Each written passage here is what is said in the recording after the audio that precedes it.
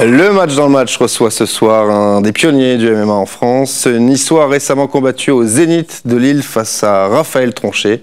Sofiane Bouguichot est notre invité ce soir. Bonsoir Sofiane. Merci à l'équipe pour l'invitation, merci à Match, merci, je suis très heureux d'être là. Et merci à vous d'avoir accepté. Sofiane, on va d'abord revenir sur l'actualité chaude. Racontez-nous ce match nul face à Raphaël Tronchet qui était il y a quelques jours seulement.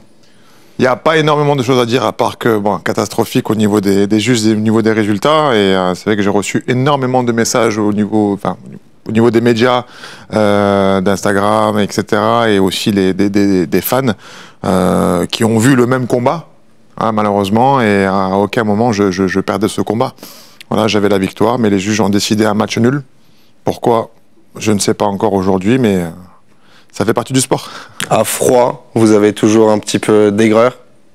Oui, parce que moi, je le prends comme une défaite. On a une préparation qui se fait en amont, qui dure pendant 2 mois et demi, ça dépend. On prépare vraiment tous les combats un à un. Et celui-là, on s'est vraiment concentré sur cette préparation. On a été vraiment assidus, moi et toute l'équipe. Et d'avoir ce résultat après ma prestation, je trouve ça décevant. Décevant, et je le prends vraiment comme une défaite. Il y avait eu pas mal de trash talk de sa part au début. Est-ce que vous avez eu peur de lui à un moment? À aucun moment j'ai eu peur de lui. Voilà. Donc je le vise à lui en particulier. J'ai jamais eu peur de lui, malgré son palmarès, etc. Et j'ai jamais eu peur de qui que ce soit. Et c'est vrai que ce qu'on dit de moi, c'est que je suis pas forcément aussi le meilleur dans la cage, mais je suis celui qui lâche rien. Et j'ai jamais refusé aucun combattant durant toute ma carrière. On va parler de votre histoire et de la cage. Justement, le MMA, ça a commencé quand et comment pour vous? Alors c'est une longue histoire, mais pour abréger un petit peu, j'ai commencé par le rugby. J'ai toujours aimé un peu les sports de contact, les sports un peu virils. Vous n'étiez pas lié au rugby, si? Non. J'étais deuxième ligne. Donc c'est vrai que j'aimais bien mettre la tête dedans. Et donc de là, il fallait choisir entre le sport et payer les factures. Donc j'étais dans la restauration, donc du coup j'ai choisi un peu la restauration pour payer les factures, on va dire. Et après j'ai dit non, il faut que j'essaye vraiment de me lancer dans le sport. Et à ce moment-là, je suis tombé amoureux donc du MMA. Hein, donc j'ai beaucoup aimé ça et je regardais ça depuis très longtemps. Et la carrière a commencé doucement, et jusqu'au jour où ça a vraiment explosé. Et on en est là aujourd'hui. Qu'est-ce qui vous a attiré au tout début dans ce sport? Alors le tout début, c'est le contact. Voilà, c'est vrai que je regardais ça petit avec mon père. On a acheté chez le marchand de journaux les petits DVD. À l'époque, c'était le Pride. Les jeunes, ils connaissent plus le marchand de journaux. Non, ils connaissent pas ça. Ils connaissent pas les DVD chez le marchand de journaux. Non. J'ai acheté ça là, chez le marchand de journaux. Donc, je regardais beaucoup avec mon père. C'était des grosses organisations au Japon. C'était extraordinaire. Et de là après donc l'UFC en 1993 qui a débuté, donc ça fait un petit buzz pour les gens qui suivaient le sport de combat.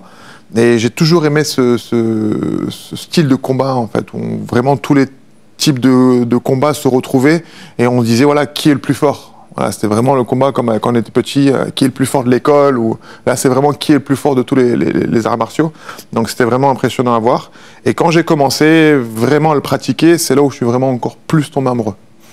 Vous disiez tout à l'heure que vous veniez du rugby. Oui. Est-ce que vous avez fait un art martial avant le MMA ou vous êtes arrivé directement au Alors, MMA? Moi, je faisais toujours un petit peu pour le loisir, un peu de boxe taille, pour le loisir. Et après, je suis vraiment, on va dire que je suis vraiment rentré dans le MMA directement. Voilà.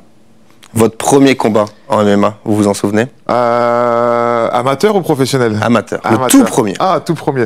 Alors, tout premier, ouais, c'était vraiment un bon souvenir que j'ai encore. C'était à Marseille. Un tournoi de pancrace, parce que le pancrace en France, on n'avait pas le droit des frappes au sol. C'était interdit les frappes au sol. Donc c'était un tournoi où on avait des petits gants, le casque, les protèges tibia. Et j'avais Daniel Sola qui m'a vraiment épaulé, qui était avec moi. Et on avait travaillé un game plan très précis par rapport à ce combat-là, et je l'ai appliqué d'entrée, et du coup j'ai gagné, première victoire, première jouissance pour moi dans ce sport, et c'est ce qui m'a vraiment donné envie par la suite de vraiment pousser, de continuer, et d'aller chercher l'évolution constamment. Et le premier combat de pro, alors? Premier combat pro, ben, c'était la même chose, un peu une déception, parce que c'était un combat très très serré. C'était où? Le premier combat pro, c'était où? C'était à Marseille. À Marseille, pendant c'était quelle organisation? C'était le PFC, le PFC si je me trompe pas. Ça remonte à longtemps. Hein. Et donc c'était en pancrace, on va dire. Pancrace, c'était vraiment, on n'a pas le droit à les frappes au sol, on n'a pas le droit au coude. Sinon tout le reste était autorisé. On avait les petits gants, ces petits mitaines. Et donc on fait les 3 rounds et déception parce que je perds la décision à la fin. Mais très angoissé, vraiment une grosse boule au ventre parce que quand le stress, la pression, pour moi c'était nouveau. Et du coup, ça m'a appris énormément de choses pour la suite. Voilà, ça m'a donné un petit déclic et du coup, ça m'a vraiment mis le pied à l'étrier pour pouvoir vraiment m'améliorer et avancer par la suite. Votre meilleur souvenir dans la cage, c'est quoi, quand? Le meilleur souvenir, bonne question, parce qu'on m'a toujours posé la question quel est le pire, mais jamais trop. Non, moi je suis quelqu'un d'optimiste, je vois toujours le verre à moitié plein.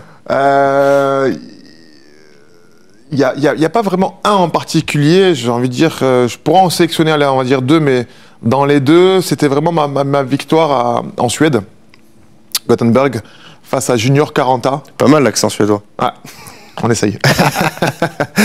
Face à Junior Caranta, qui était un des futurs prospects en France, en Europe, on va dire, de combattant MMA poids lourd.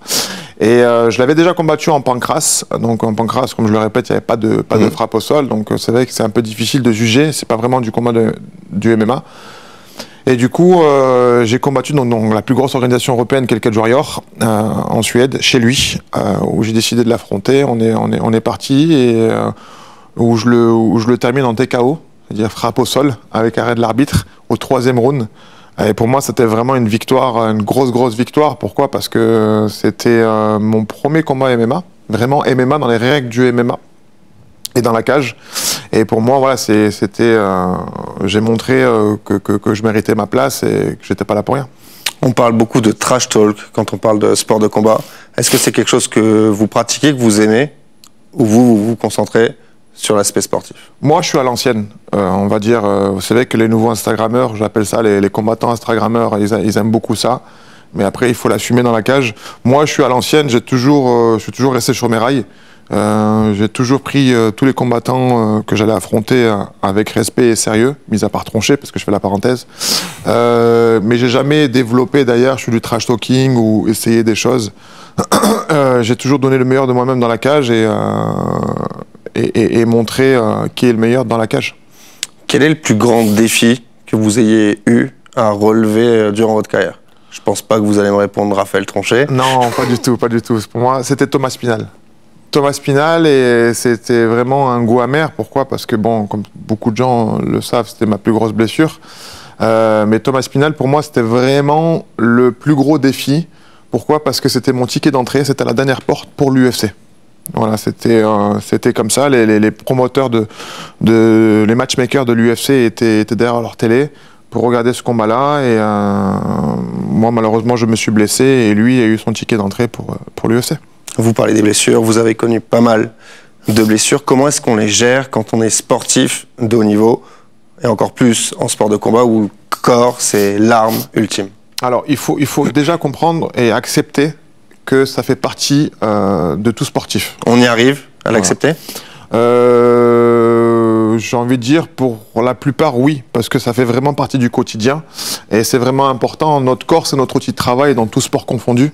Donc il faut vraiment prendre soin de son outil de travail et prêter attention aux moindres petites alertes.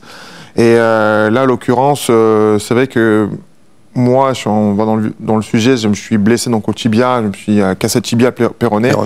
Et après, après mûre réflexion et analyse avec mes coachs et médecins, on s'est aperçu donc qu'il y a eu une blessure de fatigue, tout simplement, où c'était du surentraînement et ça engendrait des micro-fractures et qui après, par la suite, engendrait la cassure durant le combat. Mais ça fait vraiment partie du quotidien d'un combattant, surtout d'un combattant, parce qu'on fait un sport qui est assez viril, qui est assez dur, où on engage vraiment notre physique et il faut faire avec et on sait que ça fait partie de notre quotidien. Le MMA se développe jour après jour en France. Est-ce que vous pensez qu'on en est qu'au début? On est qu'au début, mais déjà il y a une grosse ascension qui a été faite. C'est vrai que il nous manquait juste ce côté médiatique en France pour vraiment faire connaître. Voilà, parce que ça marche comme ça aujourd'hui. Et c'est vrai que tout fan de MMA, etc., arrivait à suivre les combattants français à l'étranger et suivre par rapport aux réseaux sociaux. Mais c'est vrai que le fait d'avoir médiatisé, enfin légalisé et médiatisé par la suite le MMA, ça a pris une ampleur énorme. Et il y a beaucoup de gens qui sont devenus fans de ce sport-là et qui ont délaissé un peu la boxe style et le kickboxing pour vraiment suivre le MMA. Le MMA et la boxe française, anglaise, thaï, comme vous voulez, sont-ils compatibles? Est-ce que le paysage médiatique francophone peut accueillir tous les sports de combat? Alors j'ai envie de dire que le public français est encore jeune pour vraiment comprendre les subtilités du MMA. On arrive plus à le comprendre dans la boxe. Dans la boxe, on est vraiment dans le comptage de points au niveau des frappes significatifs. Là, le MMA, c'est vraiment complet. On a des phases de lutte, des phases de sol. Et c'est vrai qu'aujourd'hui, le public français n'arrive pas encore à comprendre les détails et les subtilités de cette phase de combat. Et ils ont besoin de spectacle, ils ont besoin de frappes, ils ont besoin de gros coups, ils ont besoin que ce soit actif dans la cage. Et c'est vrai qu'aujourd'hui, c'est encore un peu trop jeune. Mais c'est dans la bonne avancée, j'ai envie de dire, la bonne avancée, et les gens commencent à comprendre les subtilités du sol, les subtilités de la lutte, et pour vraiment bien analyser un combat, pour vraiment juger un combat dans les différents points. En tant que combattant, comment est-ce que vous vous décririez? El Toro. Voilà, j'ai envie de le dire comme ça. D'où ça vient? Ça vient de mon coach, de mon entraîneur. Ça a commencé à l'entraînement. Et avant, on avait vraiment des entraînements à l'ancienne, j'ai envie de dire. On faisait des rounds de 30 minutes. 30 minutes 30 minutes de rounds. Où on était là et on lâchait rien. Moi, si je fais 30 secondes, je suis KO. Ouais, c'est vrai que c'est un peu choquant à dire. Mais on avait notre meilleur ami qui était un sot. Et si on avait envie de... Bon, je vais parler des détails, mais on avait notre saut. Je comprends, et on avait ce côté un peu dur à l'entraînement où sinon on faisait des rounds de 5 fois 5 minutes et avec chaque minute un nouvel adversaire. J'ai des crampes quand vous me le dites. À chaque minute. Et moi, c'est vrai que d'où vient mon surnom, donc dans mon coach, c'est que constamment, même malgré la fatigue, j'avance. Et c'est de là que mon entraîneur m'a appelé le taureau au départ, et moi je l'ai mis on va dire en espagnol parce que ça sonnait mieux, d'où El Toro. Et dans la vie de tous les jours, hors cage, vous êtes un taureau aussi? J'ai toujours qu'il y a deux facettes de Sofiane. Il y a Sofiane et El Toro. El Toro, c'est vraiment la cage, et on a Sofiane dans la vie de tous les jours. Et il est comment, Sofiane, dans la vie de tous les jours? Calme. Calme, voilà. Bah après, faut pas non plus dépasser la ligne rouge, j'ai envie de dire, mais avec de l'empathie, un grand cœur, voilà, je peux le dire, et beaucoup de respect. C'est important pour vous, ces valeurs? C'est des valeurs qui ont été inculquées par mes parents, par mon père surtout. Voilà, pour moi, c'est vraiment un exemple. Et j'ai grandi avec ces valeurs-là. J'ai grandi au Moulin. C'est pas un quartier qui est tout rose, mais mon père était là pour vraiment nous inculquer les vraies valeurs de la vie, les vraies valeurs des choses. Et c'est sur ces rails-là que moi et mon frère, enfin ma famille, on a avancé. Quand on parle de sport de haut niveau, parfois on parle de sacrifice. Oui. Est-ce que vous avez eu l'impression de faire des sacrifices au cours de votre carrière? Des sacrifices, j'ai compris avec le temps. Aujourd'hui, avant, je le prenais comme des sacrifices, mais j'ai appris avec le temps que les sacrifices amenaient au regret. Aujourd'hui, j'ai fait des choix. Ces choix-là m'ont aidé à accepter les choses, parce que quand on fait des choix dans la vie, on accepte mieux les choses. Quand on fait des sacrifices, ça amène au regret. Et aujourd'hui, mes choix m'ont amené là où je suis aujourd'hui, et s'il fallait le refaire, je le referais. Certains jugent le MMA comme un sport dangereux, notamment au niveau neurologique. Qu'est-ce que vous avez à dire à ces personnes? Alors, il faut savoir qu'on a un très bon suivi médical. Suivi médical, bien sûr. C'est très important, surtout en France, où ils sont vraiment pointueux, en Europe. Ils sont vraiment pointueux par rapport à ça. On a des examens comme des scanners, des IRM, des fonds d'œil, des électrocardiogrammes, des tests de sang. On a vraiment un diagnostic complet qui est fait avant de pouvoir pratiquer, de rentrer dans la cage. Et moi-même, donc en plus de ces examens qui sont obligatoires par rapport aux différentes fédérations en France et en Europe, je fais moi-même des examens pour savoir si tout va bien. Si au niveau de ma densité osseuse, d'où ma blessure, la densité osseuse, au niveau de beaucoup de choses, je fais des tests complémentaires pour savoir si tout va bien, quoi. Mais faut savoir que nous, on est entraînés pour entrer dans une cage, et on est suivi médicalement pour éviter tout accident grave ou toute blessure neuronale. On a parlé du physique. Quelle part à l'aspect mental? Énormément, j'ai envie de dire. Beaucoup, beaucoup, beaucoup. Parce que tout se joue sur le mental. C'est-à-dire qu'aujourd'hui, le mental, c'est le métronome. Le corps est préparé, le physique est préparé, et c'est pour ça qu'on s'entraîne. Et si le mental est là, c'est ce qui va permettre, c'est le moteur, c'est ce qui va permettre d'activer le corps et d'activer, entre guillemets, ce qu'on a appris à l'entraînement. Mais s'il n'y a pas de mental, il n'y a rien du tout. Et je pense pour tous les sports. Pour tous les sports, le mental doit être là. Et c'est pour ça qu'on doit faire vraiment la part des choses en tant que combattant, parce qu'on est des gens, des êtres humains avec des hauts et des bas dans la vie de tous les jours, des péripéties, on va dire. Et c'est vrai qu'on a besoin de moments venus, au moment où on doit être à 100%, faire le vide et faire place, on va dire, au mental qui va nous aider à faire face au combat et à tout ce qu'on a en face de nous. Vous avez des préparateurs mentaux, vous? Alors, j'ai envisagé, j'ai pensé à pouvoir prendre un préparateur mental, mais j'ai cette chance de pouvoir moi-même me stimuler. Vous auto-analyser. Voilà, m'auto-analyser, de faire un pas de retrait quand il y a un problème, quand il y a quelque chose. Mais aujourd'hui, il faut savoir que sans mon équipe, je suis rien du tout. Sans le Boxing Squad, sans mon coach Aldric Cassata, qui connaît vraiment toutes mes facettes. Voilà, quand je suis fatigué, quand je râle un peu, donc il sait me stimuler au moment venu, surtout avant les combats. Et Jean-Marc Toesca aussi, qui est vraiment là. Je l'appelle Mickey, vous savez, Mickey dans Rocky. Je l'appelle comme ça. Et il est vraiment là pour m'aider, pour m'aider à me surpasser, parce qu'on a le mental, mais le fait d'avoir des petits mots des gens qui sont avec nous, bah, ça nous surpasse un peu plus. Voilà. Le combattant ultime en MMA, il ressemble à quoi?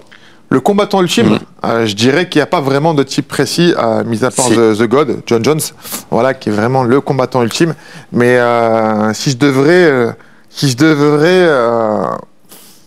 faire un mixte, un mix de tout, je dirais un sol comme Khabib, un striking comme Ferguson, une intelligence comme John Jones et une mentalité comme un mental comme Georges St-Pierre. Je suis étonné que vous ne me citiez pas. J'y ai pensé. Merci beaucoup, Sofiane, d'avoir été notre invité. On suivra toutes les prochaines échéances avec grande attention et grand plaisir. Merci à vous également de nous avoir suivis avec TV Monaco. Tout de suite, c'est la météo. Excellente soirée à toutes et à tous. Salut.